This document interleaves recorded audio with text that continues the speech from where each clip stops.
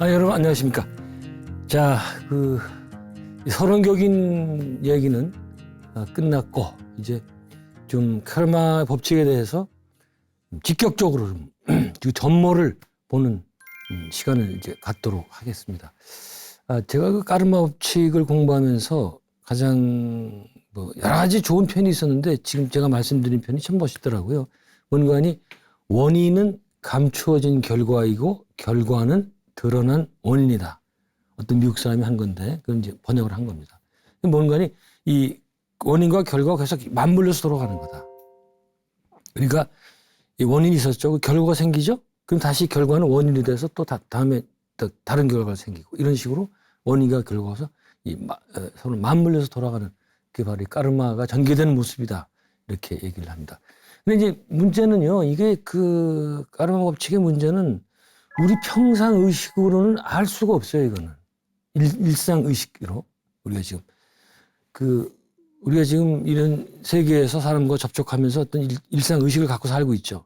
근데 이거는 한 인간이 가질 수 있는 여러 층의 의식 가운데서 아주 얇은 거라고 그래요. 그렇게 표현합니다. 예를 들어서 사과가 있으면은 우리 일상의식은 사과 껍질 있잖아요. 그거에 불과한 거다 이거예요.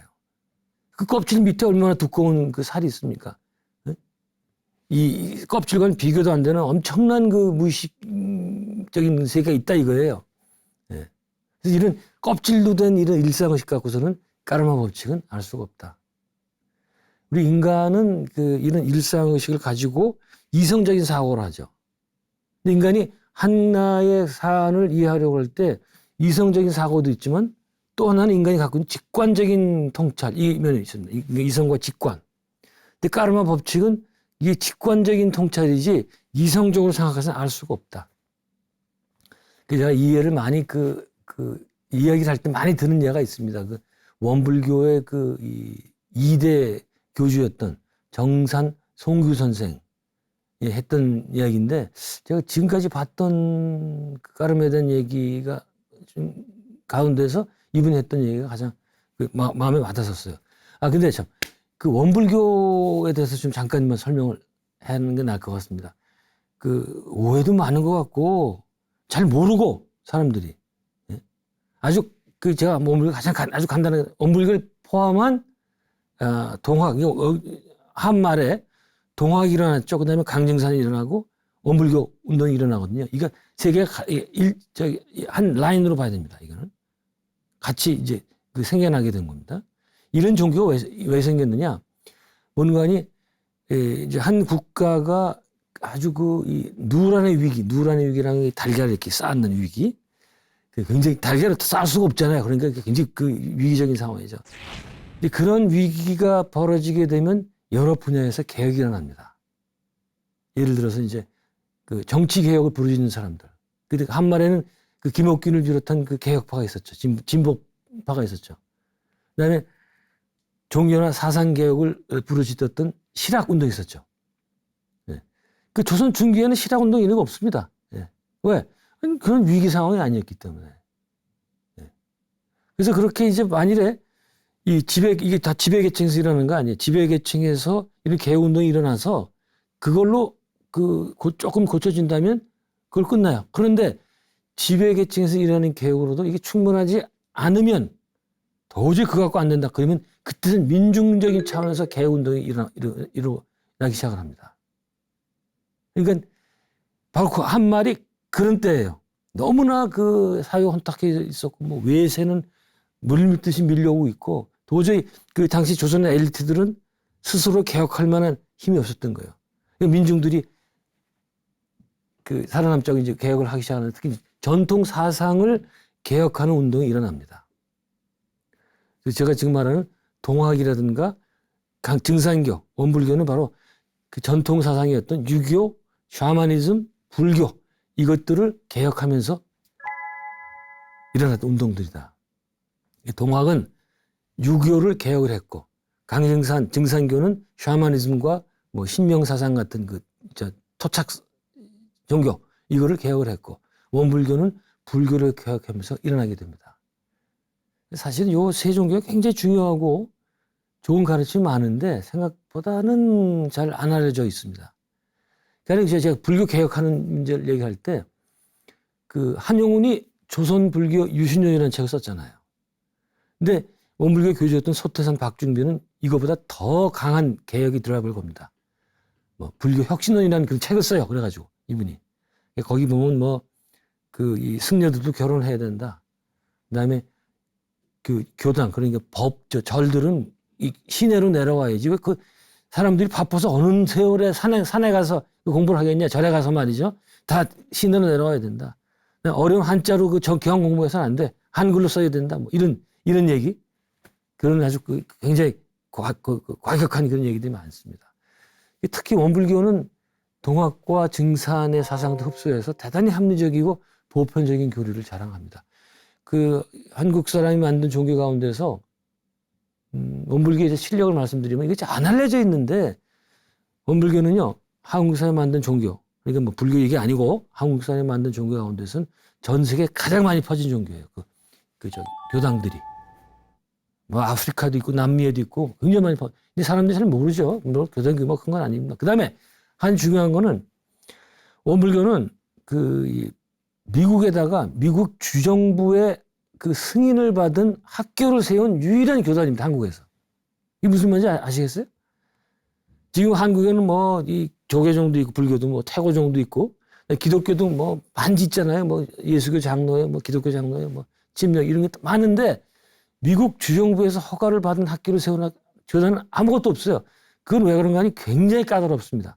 주정부에서 허락을 받는다는 게. 근데 원불교는 그걸 해내가지고 제가 공부했던 필라델피아 그 시에다가 선학대학원을 만들고 지금 한 10여 년인가 한 20년 정도 됐습니다. 그걸 하고 있어요. 그러면 그 원불교 실력이라고 생각하는데 이게 잘 안 알려져 있는 이유는요.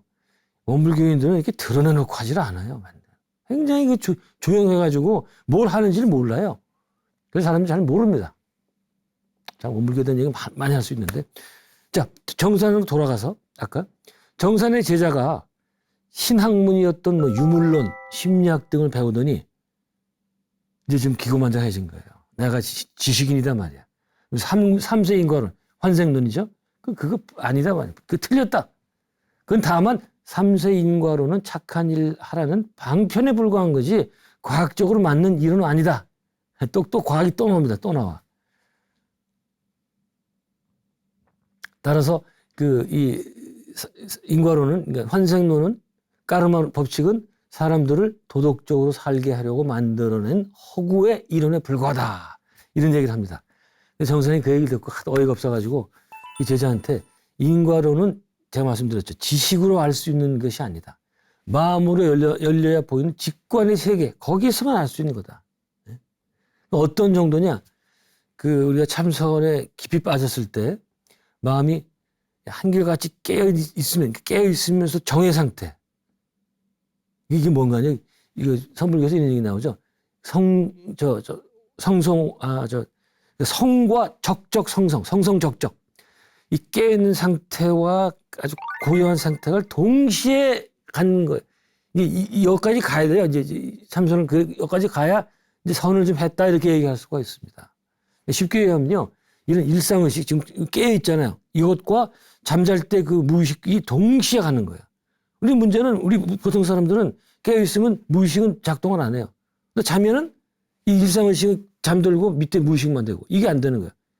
근데 삼성 같은 명상을 많이 하면 이 두 상태가 알파파하고 베타 델타파인가요? 이 두 개 동시에 하죠. 이런 상태로 석 달 이상은 있어야 인과율이 보인다는 거예요. 그게 이제 즉흥적으로 직관적으로 알 수 있다는 거예요. 그러면서 이제 그 제자 보고 너는 그 책 몇 권 봤다고 인과를 부정하려느냐 말이야. 그렇게 이제 매우 점잖지만 뼈가 있는 그런 일가를 하게 됩니다. 그래서 제가 아마 굉장히 이전에 말씀드린 것 같은데 이런 것도 이 까르마 법칙을 알게 된 것도 인도의 수많은 그 마스터들, 구루들이 깊은 명상 상태에 들어가서 발견하게 된 거다. 예. 근데 다른 지역에서는 인도를 제외한 다른 지역에서는 이런 까르마 법칙에 대한 얘기가 있긴 있는데 인도처럼 정교하게 나오지는 않아요. 나름대로 있긴 있습니다. 기독교도 있고 뭐 브라질에도 있고 뭐 저 레바논에도 있고 있어요. 제가 공부해봤더니. 불교처럼 아주 정교한 그런 이 까르마 법칙에 대한 그 설명은 나오지 않습니다. 자, 여기서 그 다음 생각하고 싶은 건요. 인간은 왜 까르마 법칙의 영향을 받는가? 그건 아마 인간만이 갖고 있는 어떤 능력 때문이 아닐까. 패컬티라고도 영어를 얘기하는데 저는 그걸 자의식 혹은 자기의식, self consciousness라고 얘기를 합니다. 이게 지금 어려운 쪽고 조금 어려워진 얘기하면 안 듣더라고요. 그래서 이게 굉장히 중요한 건데 제가 미국에서 그 종교학 공부할 때 이거 가지고 몇 년을 토론했는지 몰라요. 교수님하고 이제 친구들. 저는 뭐 그렇다고 토론한 건 아니고 저는 뭐 듣기만 했죠. 저 영어가 안 되니까 참 미국에서 공부한다는 게 참 다시는 가고 싶지 않은데 질문하려고 이제 영작을 해야 되잖아요. 영어니까. 영작을 해서 하려고 그러면 그 주제가 지나가 버렸어요. 그러니까 또 하지도 못해요. 네? 참 어떻게 다들 미국에서 공부했는지 모르겠어요. 다른 사람들. 특히 종교 철학을 이게 영어로 토론한다는 게 말이 됩니까 이게. 지금 한국말도 잘 안 되는데. 자, 자기의식이란 건 뭐냐? 자신이 존재한다는 것을 아는 의식, 이겁니다. 인간만이 자신이 존재한다는 것을 안다 이거예요. 존재한다는 것을 안다는 건 뭐죠? 반대 개념이 바로 들어옵니다. 이원론. 그놈의 이원론이 여기서부터 나오는 거예요. 존재한다는 것을 안다는 것은 바로 자신이 존재하지 않는다는 것도 아는 겁니다. 존재하지 않는 게 뭐다? 죽는 거예요, 죽는 거. 인간만이 자신이 죽는다는 것을 안다는 거예요. 그게 인간과 동물이 다르다. 동물은 이게 죽는 걸 몰라요. 이 애들은 그냥 느낄 뿐이에요. 그렇죠? 아프리카 초원 보세요. 동물의 왕국 같은 거 보세요. 얼룩말이 있는데 사자가 이제 그 중 하나를 잡아먹잖아요. 혼자 잡아먹으니까 여러 명이 이제 협업을 해가지고 잡아먹으면 멀뚱멀뚱 보고 있어요. 자기 동료인데 조금 전까지만 해도 자기 죽음이 아니야 그거는. 인간 같으면 어때요? 길길이 날뛰고 뭐 도망가고 말이죠. 이거 패닉에 빠지고 이러잖아요. 동물은 아니야.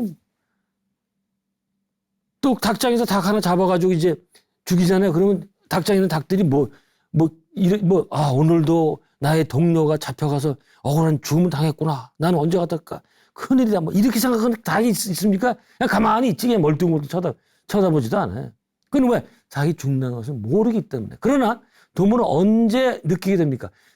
도살장에 임박해 있을 때. 소를 이제 죽이러 도살장에 데려갈 때도 몰라.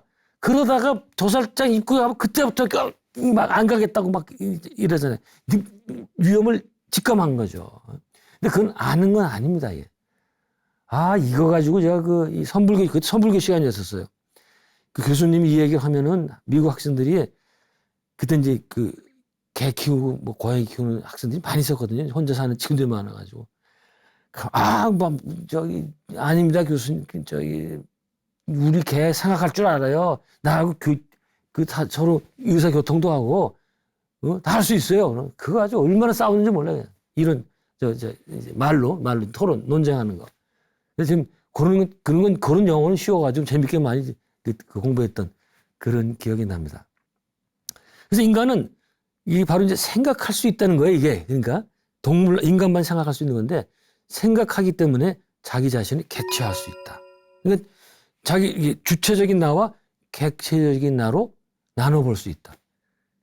그때 이제 그 교수님이, 그 교수가 누군가니 리차드 디마티노라는 교수인데요. 이분은 여러분 우리 좀 알아야 될 필요가 있는 게 선불교를 미국이 제일 처음에 소개한 일본 그 학자가 있죠. 스즈키 다이세스. 네. 그 사람 책인 Introduction to Zen Buddhism인가? 그게 번역이 되면서 미국 히피 애들이 굉장히 열광합니다. 히피 애들의 바이블이 되죠, 그게. 근데 그 스즈키 다이세스의 첫 번째 사형 제자가 제 은사님이었던 리차드 디마티노 교수였어요. 일본어 아주 능숙하게 하셨죠, 그분이. 그러니까 그분 수업 시간에, 그분 수업 시간은 뭐 읽어오라 이런 것도 없어요. 그냥 와가지고 상이 이거만 이혼론 가지고 토론하는 거예요, 그냥. 그래서 저는 재밌었죠, 이게. 어려운 얘기도 아니고, 그리고 제가 질문하고 싶었던 것을 다른 학생들이 질문해 주니까 난 영어가 짧아서 못하는데. 예. 그래서 굉장히 재밌게 들었던. 그분 강의 아니었으면 저는 미국 유학이 의미가 없었을 정도로 많은 도움을 받았던 그런 강의였었습니다. 그때 이제 그 교수님이 그러더라고요. 그 이 주체적인 나와 객체적인 나로 나뉘게 되는데 우리는 그런 그 듀얼리스틱 스트럭처, 그 이원론적인 구조를 우리 인식 구조가 갖고 있는데 이걸 이렇게 설명 어렵게 안 하고 길거리에서 만난 사람들한테 어떻게 쉽게 설명할 수 있겠냐 그랬더니 뭐 어쩌고 저쩌고 그랬더니 교수님이 이 문장을 얘기하면 아마 알아들을 거다. 뭐다? 나는 내가 너무 싫다. 이런 거. 앞에 나간 너는 뭐고 뒤에 나는 뭐예요? 그죠? 앞에 나는 주체적인 나고 뒤에 나는 객체적인 나야. 나를 객관적으로 보는 거죠. 이거 여기에서 이 이원론적 구조가 생기면서 인간들은 모든 사물을 이원적으로 보게 됩니다.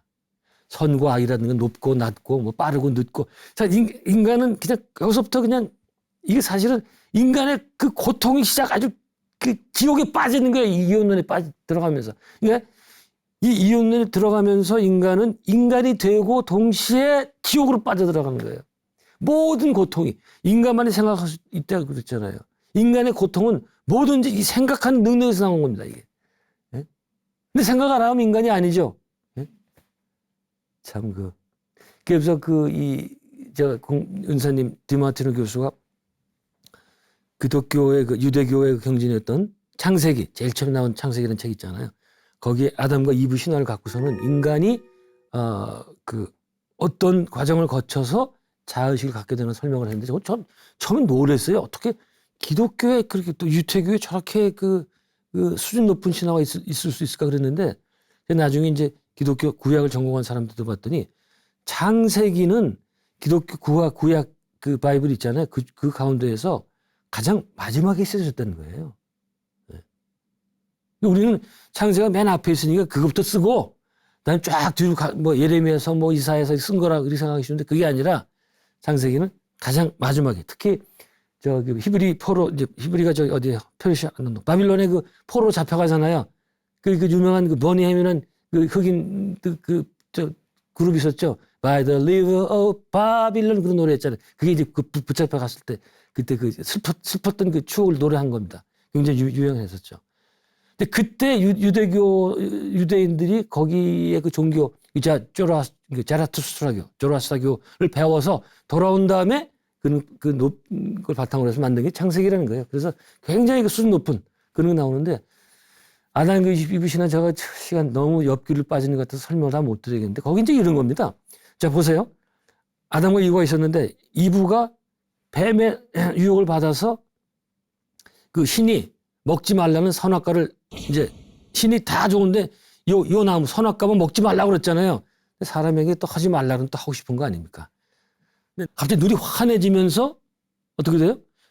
서로 벗었다는 걸 알게 되잖아요. 네? 근데 사실 그거는 이제 신화이기 때문에 어떻게 해야 되는 거니? 그들은 눈이 환해졌다는 게 뭔가 하니 내가 존재한다는 것을 알게 되는 겁니다. 그게 자유의식을 갖게 되는 거예요. 야, 이거 참 쉽게 설명하고 좀 설명을 굉장히 오래 해야 되는데 이게는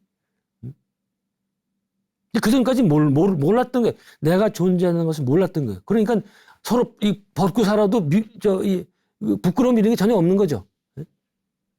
어떤 거기에서 인간은 이제 우리가 이게 뭔가 우리가 인간으로 태어나서 성장 과정을 대표하는 건데 인간은 태어나서부터 자유의식을 갖는 게 아니고 2살 앞뒤로 해서 말문이 터지죠. 바로 그때 자유의식을 갖는다는 거예요. 그전까지 베이비 어린아 엄마 품에 있었던 때는 엄마와 자기를 구분을 못해요. 그래서 자유의식이 없습니다. 그러다가 어느 때 딱 자유의식이 생기면서 갑자기 세상이 생겨나고 엄마를 알게 되는 거예요. 그러면서 이제 생각을 하기 시작을 하고 생각을 하기 시작하는 순간부터 욕심이 생기고 끊임없이 권력 투쟁을 하게 되고 선악을 가르고 나쁜 건 다 나오는 거예요. 그래서 창세기에서도 아담과 이브는 에덴 동산에서 쫓겨나잖아요. 이제 고통 속으로 빠지는 거죠. 그것도 상당히 표현을 잘했습니다.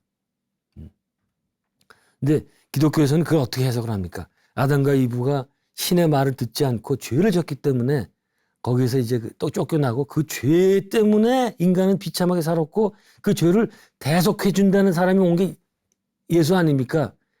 이게 기독교의 교리 그렇게 시작되는데 저는 그거 전부 안 받아야 돼, 그거는. 거기서 인간이 이 타락한 게 아니고 인간은 아담과 에덴 동산에서 오히려 후올이 아니라 업이다 말이죠. 인간이 된 거예요. 그게 동물의 상태에서 인간이 된 거예요. 죄를 진 게 아니에요. 저만 그렇게 생각한 게 아니고 나중에 제가 이제 유학을 마치고 와서 봤더니 켄 윌버라는 학자가 있죠. 학자라고 하기도 뭐하고 저게 위저너리 같은 사람인데 의식 연구계의 아인슈타인 같은 사람. 지금도 살아있죠, 이 양반이. 그분의 책을 보면 Up from Eden. 그러니까 에덴 동산으로부터 도약이라는 책이 있어요. 이 사람 똑같은 얘기하는 겁니다. 인류는 에덴 동산에서 그 타락한 게 아니라 인간으로 진화했다 이거예요. 아이고, 참 할 얘기가 굉장히 많습니다. 이거 좀 걱정이 돼요. 이런 철학적인 얘기를 별로 안 좋아하는 것 같더라고요. 제가 책에도 여러 번 썼는데 아무도 이 문제에 대해서 관심을 갖질 않아요. 결국은 모든 인간의 문제는 그 자기의식 때문에 나오는 거거든요. 생각하는 거. 그러니까는 요가수트라 보세요. 파탄자리 요가수트라 앞부분 보세요. 요가의 목표는 뭐다? 생각을 그치게 하는 거단 말이야. 성불교에서도 뭐예요? 한 생각만 일어나도 48,000이 떨어진 거다. 다 알아요, 이 양반들이. 자, 그렇다 치고. 이따 할 얘기 너무 빨리 나왔네요. 우리가 인간들이 생각할 수 있는 능력을 가질 수 있다는 걸 뭘도 알 수 있는 거 아니? 인간만이, 죽음은 객관화할 수 있기 때문에 인간만이 자살을 할 수 있습니다. 인간만이. 또 그러면 벌떼처럼 일어나가지고 고래도 자살한단 말이야. 고래도 그냥 해변에 와서 다 죽지 않느냐?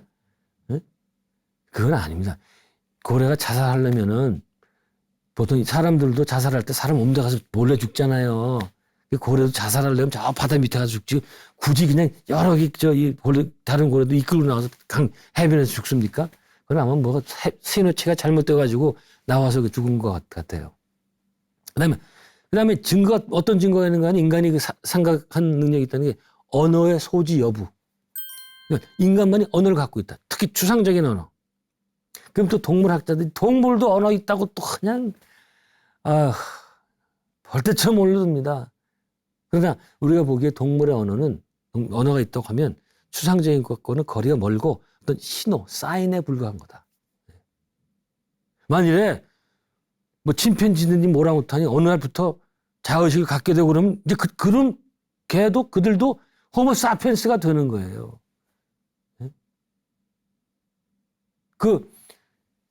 침팬지 돌고래나 이런 친구들이 굉장히 IQ가 높다고 그러잖아요. 근데 그런 친구 가운데서도 햄릿처럼 말이죠. To be or not to be, that is question. 이런 질문 한 동물 없죠. 한번 보셨어요? 아무리 내 개가 똑똑해도 막 야단치면은 저 옆으로 가가지고 말이죠. 머리 가는데 받고 이거 사는 게 왜 그러냐, 이거 주인한테 욕이나 먹고 이렇게 생각하는 게 있습니까? 네? 안 그렇거든요. 여기서 이 지구상에 존재하는 모든 것에 위계가 정확히 나옵니다. 하이라키가. 예를 들면 물질이 있죠. 이런 평범한 잠깐 돌 다 물질이죠. 거기서 그다음 단계가 생명. 그다음 단계가 이제 감각, 센세이션이 나와요. 그다음에 지각 단계예요. 아시겠죠? 물질에서 생명이 있는 식물이 나오고, 감각을 할 수 있는 동물이 나오고, 그다음에 지각할 수 있는 인간이 나오고. 제가 그다음에 이 물질에서 이거 쉽게는 얘기하는데 이게 굉장히 쉬운 얘기가 아니에요. 물질에서 생명이 나올 확률은 제로라고 그랬죠. 예? 제로. 사실은 이 우주에 있는 물질은 또 어떻게 그 전 뭐냐? 그 전에 왜 생겼냐? 이것도 몰라요. 그래서 유명한 20세기 최고의 철학자 마르틴 하이데거는 Why there is something rather than nothing. 왜 저기에는 없지 않고 왜 있느냐만 어떤 것이 말이야. 그런 가장 근본적인 질문을 해요. 왜 있느냐? 왜 이런 물건들이. 예? 근데 그건 철학 얘기고 일단 물질에서 시작하자고요. 물질인데 여기 생명이 날 확률? 그 지금 저 과학자들 과학 굉장히 뽐내는데 아직 정답이 없습니다. 알 수가 없어요. 근데 확률적으로 생각하면 나올 수가 없다. 제가 그 비유를 많이 들었죠. 어떤 원숭이가 타자기를 무작위로 쳐가지고 햄릿이라는 그 소설이 나올 수 있는 그 확률. 그렇게 이게 아무리 무작위 쳐도 몇백만 년이 지나도 햄릿이 나올까요? 또 아니면 그 폐차장에 있는 이 자동차 그 부품들이 바람에 이리저리 쓸리다가 롤스로이스 같은 명품 차가 나올 확률, 만들어질 확률 제로죠, 제로. 설명이 안 되는 거예요. 그래서 지금 오히려 더 설득력 있는 설명은 외계에서 왔다. 생명이. 세포가. 가령 뭐 운석에 세포가 실려서 바다에 떨어졌다라든가. 또 이제 더 나아간 친구들은 외계인들이 와서 만들었다, 인간을. 뭐 그런 주장도 있죠. 외려 그게 더 설득력이 있어요. 그렇게 됐죠. 근데 그 다음에 이제 그렇게 이 단세포가 생기면 그다음부터는 이 진화는 오케이요. 괜찮아요. 계속 시간만 충분히 몇 천만 년 지워주면은 진화는 계속 갈 수 있습니다. 식물, 동물. 근데 문제는 동물에서 인간의 출현이에요. 제가 말씀드렸죠. 진화론이 상당히 진리를 갖고 있지만 진화론은 그 원숭이가 뭐 진화해서 인간이 됐다고 그러는데 그건 저는 절대 그렇게 보지 않습니다. 설명 못해요. 진화론도. 여기는. 그 중간에 이어지지 않는 갭 있죠. 뭐라고 그러죠? 갭. 불연속적인 면이 있어요. 지금 모릅니다. 인간이라는 그 존재가 어떻게 생겨났는지, 인간이 어떻게 자의식을 갖고 갖게 됐는지 알 수가 없어요. 그래서 저는 인간은 원래부터 인간이었다. 앞으로도 계속 인간일 거다. 무시무종 그런 인간의 의식은 그런 존재가 아니겠는가. 그게 이제 대충만 생각을 합니다. 이 불교에서 가장 인간의 그 잘못된 문제를 삼독이라고 하죠. 세 가지 독. 탐진치. 이게 전부 말이죠. 우리 인간들의 생각에서 비롯된 거예요. 그래서 사람은 생각하기 시작하면서 제가 말씀했죠. 고통에 빠지게 되는 겁니다. 그걸 불교에서는 생사고해. 그리고 또 불교의 가장 이 기본적인 문제, 불교에서 생각하는 문제는 무명이라고 하죠. 무명. 아비디아. 영어로 번역했던 이그노런스라고 그러는데 이그노런스. 근데 바로 이건 뭔가니 인간이 갖고 있는 그 생각한 능력 때문에 생긴 거. 왜?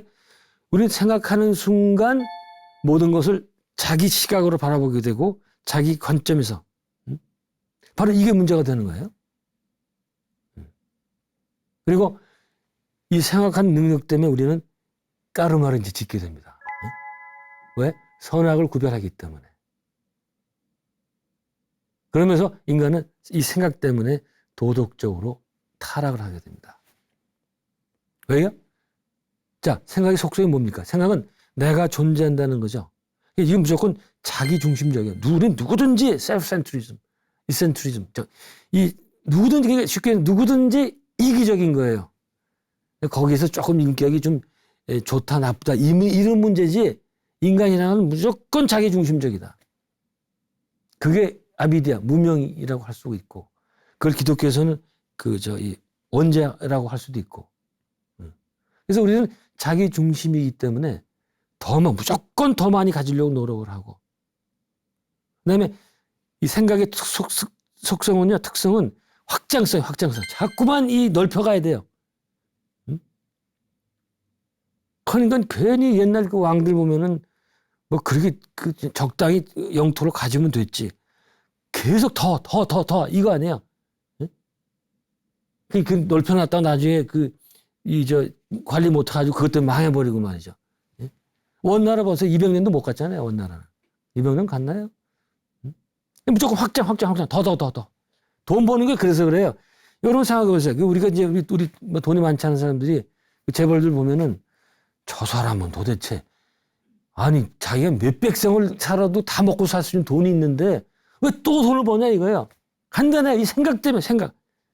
무조건 더야 이거는.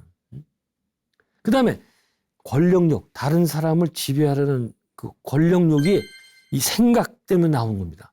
니체나 이런 철학도 얘기했죠. 인간에게는 will to power, 권력의 의지가 있다는 거예요. 그러니까 여러분들은 어떤 두 사람이 만나면요, 조금 가까워지면 거기 반드시 두 인간은 만나게 됐을 때는 좀 가까워지면 권력 지배 구조가 생겨요. 무조건. 그래서 그게 잘 그 조화를 이루어야 대화가 없이 가는 거고, 가정도 마찬가지다. 가정이 뭐 부부가 서로 평등하게 사랑하자. 네, 그런 거 없어요. 무조건 이게 권력 수직 관계가 생깁니다. 보통 이제 그 여성이 나중에 여성이 남성을 이끌고 나가죠. 네. 근데 그거 잘 조화가 되면 그 집안은 편안한 거예요. 이렇게 이 욕심이 나고 개걸스러워지고 이런 것들을 아까 불교에서 말한 대로 탐진치라고 표현했다. 네. 참 이거 참 불교에서 말이죠. 전 이제 불교의 그 일반적인 불교 이론에서는 뭐라고 그래요? 그 욕심은 뭐 금강도로 싹 드러내면은 그러면 깨달을 수 있다 이러던데요. 절대로 그건 안 됩니다. 욕심의 뿌리가 뭐예요? 자기의식이란 말이에요. 자기의식이 있는 한은 욕심에서 우리는 해방될 수가 없어요. 남을 미워하고 또 무시하고 이러는 거 해방될 수가 없어요. 해방될 수가. 참 요즘은 뭐 지난 시대보다 더 하죠. 그 돈 때문에 사람을 뭐 죽이고 이런 거 그 정도까지는 아니었는데 요즘 보면은 그 보험 제가 참 그 어이없는 게 보험 사기. 보험 사기를 쳐서 자기가 사랑하는 가족들을 죽이잖아요. 남편을 죽이고 뭐 자기 모친을 죽이고 자기가 이제 게임이라든가 뭐 증권 투자를 하면서 돈이 털리면 그걸 이제 갚으려고 그런 세상이 됐어요. 예. 그러나 그렇게 그게 이제 그것만 보고 현대는 아직 엉망이다 그렇게 생각하면 안 됩니다. 이렇게 마상이 높아지면요, 그 동시에 영성도 높아져요. 같이 가는 거예요. 이전 세상은 마성이 높지 않았기 때문에 영성도 별로 높지 않았던 건데 지금은 같이 가서 영성도 상당히 높아졌습니다. 한국 사람들. 지금 인류가. 자, 제가 근데 이 사람들은 생각 그리고 우리가 기억하는 것도 마찬가지예요. 기억이라는 게 뭡니까? 이전의 나와 지금의 나를 구별할 수 있는 그 능력이에요. 생각 때문에. 그런 능력이기 때문에 우리 인간만이 기억할 수 있다. 근데 사람은 생각 때문에 모든 문제가 생긴다고 그랬죠. 근데 문제는 또 생각을 안 하면 인간으로서 생존할 수가 없어요. 내려야지. 왜? 생각이라는 건 기억이라고 그랬잖아요. 기억이 있어야 어제 차를 어디다 댔는지 하고서 타고 나갈 거 아니에요. 또 어제 봤던 사람이 누구고 그걸 기억을 해야지 그 사람하고 알 수 있을 거 아니에요. 예? 그래서 우리는 또 생각을 해야 돼요. 어쩔 수가 없어요. 그래서 저는 이런 시점에서 이 불교 금강경에 나오는 말이죠. 금강의 주된 사상이 몇 가지가 있는데 그 중에 하나가 이 해능선사가 출가하기 전에 장터에서 듣고 깨쳤다는 응무소주 이 생기심. 다 불교도들은 워낙 익숙한 단어 문장일 텐데 주함이 없이 마땅히 그 마음을 내라. 멋있는 것 같죠? 근데 앞뒤가 무슨이에요? 이건 가능치가 않습니다. 왜? 한 시각을 갖지 않으면, 한 뷰포인트를 갖지 않으면 생각을 낼 수가 없어요. 우리는 무엇을 생각하는 순간 바로 거기 한 곳에 머물게 되는 겁니다. 이거는 이런 것과 똑같아요. 어디를 바라보지 말고 그냥 보라. 이런 뜻이에요. 그냥 보면 아무것도 없어요. 우리는 딱 어디를 보는 순간 그 어딘가를 보는 겁니다. 하게 되면 이거는 바로 그 관점을 갖게 되는 거예요. 그래서 그 안경을 쓰는 거예요. 안경. 그래서 우리는 세상을 있는 그대로 못 보고 이 안경을 통해서 보는 거죠. 그래서 불교 대학원에서 공부할 때 맨날 중국 제 지도 교수가 이 불교의 목표는 to see things as they are. 그 사물을 있는 그대로 보는 거다. 네. 이런 얘기를 많이 하거든요. 사물을 있는 그대로 본다. 이게 뭡니까? 우리는 생각하는 순간 자기의 이 선입견이나 이런 것들 통해서 바라보기 때문에 있는 그대로 볼 수가 없는 거예요. 그래서 이런 얘기를 하죠. 우리가 이제 안경 쓴 거하고 같다. 근데 안경이 렌즈가 굴절이 돼 있어요. 항상. 그게 우리의 선입견 고정관념 같은 거죠. 그래서 그 안경 쓰고 보면 맨날 다 이렇게 이 굴절되고 제대로 못 보는 거죠. 그래서 그 안경을 빼서 본다. 이렇게 빼면 된다. 그러는데 문제는 우리 인간은 그 안경이 아예 그냥 장착이 되는 거야. 우리 의식에. 그것만 뺄 수가 없어요. 그래서 우리는 사물을 있는 그대로 법의 그 상을 있는 그대로 실상, 남원에 있는 실상사는 절이 있잖아요. 실상을 바라볼 수가 없어요.